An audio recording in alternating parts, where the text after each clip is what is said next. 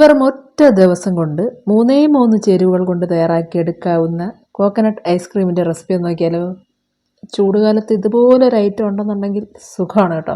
അപ്പോൾ ആദ്യം നമുക്കതിനായിട്ട് വേണ്ടത് അത്യാവശ്യം വലുപ്പമുള്ള 2 തേങ്ങയാണ്. അപ്പോൾ ആദ്യം നമുക്ക് ഈ തേങ്ങ രണ്ടും പൊട്ടിച്ച് അതിൽ വെള്ളം സെപ്പറേറ്റ് ആയിട്ട് മാറ്റിക്കഴിഞ്ഞ് തേങ്ങ ഇതുപോലെ ഒന്ന് അടർത്തിയെടുക്കാം. ശേഷം ഇങ്ങനെ അടർത്തിയെടുത്ത ആ ഒരു കോക്കനട്ട് സ്ലൈസ് ഉണ്ടല്ലോ, അതൊരു ജാറിലേക്ക് ഇട്ട് വെള്ളം ഒഴിക്കാതെ നല്ല തരിയായിട്ട് അരച്ചെടുക്കുക. പിഴിഞ്ഞെടുക്കാൻ പാകത്തിന് വേണം അരച്ചെടുക്കാൻ കേട്ടോ. അതായത് ഈ കാണുന്നത് പോലെ തരിയായിട്ട് അരച്ചെടുത്ത് കഴിഞ്ഞാൽ ഇനി നമുക്കിതൊന്ന് പിഴിഞ്ഞെടുക്കാം. കുറേശ്ശെ കയ്യിലെടുത്ത് വേണം പിഴിഞ്ഞെടുക്കാൻ. ഇനി ഇതല്ല മറ്റേതെങ്കിലും രീതിയിൽ നിങ്ങൾക്ക് ഈ തേങ്ങാപ്പാൽ പിഴിഞ്ഞെടുക്കാമെന്നുള്ള ഐഡിയ ഉണ്ടെങ്കിൽ അങ്ങനെയും പിഴിഞ്ഞെടുക്കാം കേട്ടോ. എന്തായാലും തേങ്ങാപ്പാൽ കിട്ടിയാൽ മതി.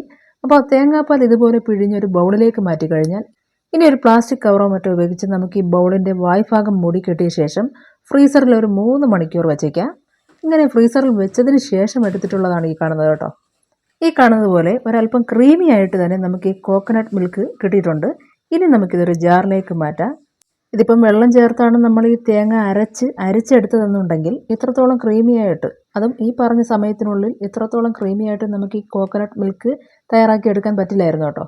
ഇവിടെ നമ്മൾ ഇതിലേക്ക് വെള്ളം ചേർത്ത് കൊടുത്തിട്ടില്ല. അതുകൊണ്ട് മാത്രമാണ് ഈ പറഞ്ഞ 3 മണിക്കൂറിൽ നമുക്ക് ഈ കോക്കനട്ട് മിൽക്ക് ഇത്രത്തോളം ക്രീമി ആയി കിട്ടിയത് കേട്ടോ.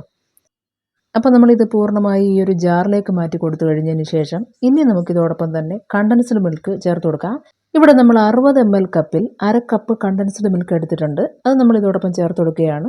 ഇനി അതേ കപ്പിൽ തന്നെ 3/4 കപ്പ് ഫ്രഷ് ക്രീമും കൂടി എടുത്ത് ഇതോടൊപ്പം ചേർത്ത് കൊടുക്കാം. അപ്പോൾ ഇത്രയേ ഉള്ളൂ. ഇനി ഇതിലേക്ക് നമുക്ക് മറ്റ് ചേരുവകളൊന്നും തന്നെ ചേർത്ത് കൊടുക്കേണ്ടതില്ല.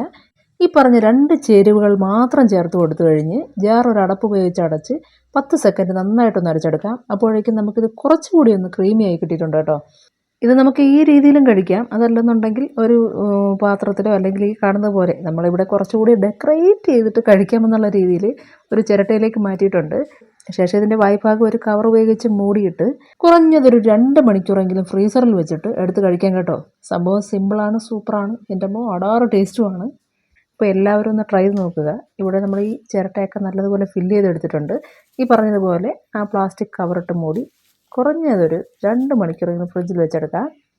അപ്പോൾ അത്രയേ ഉള്ളൂ. നമ്മുടെ ഇന്നത്തെ സ്പെഷ്യൽ നല്ല ടേസ്റ്റി ആയിട്ടുള്ള ആ ഒരു കോക്കനട്ട് ഐസ്ക്രീം റെഡിയായി കിട്ടിയിട്ടുണ്ട്.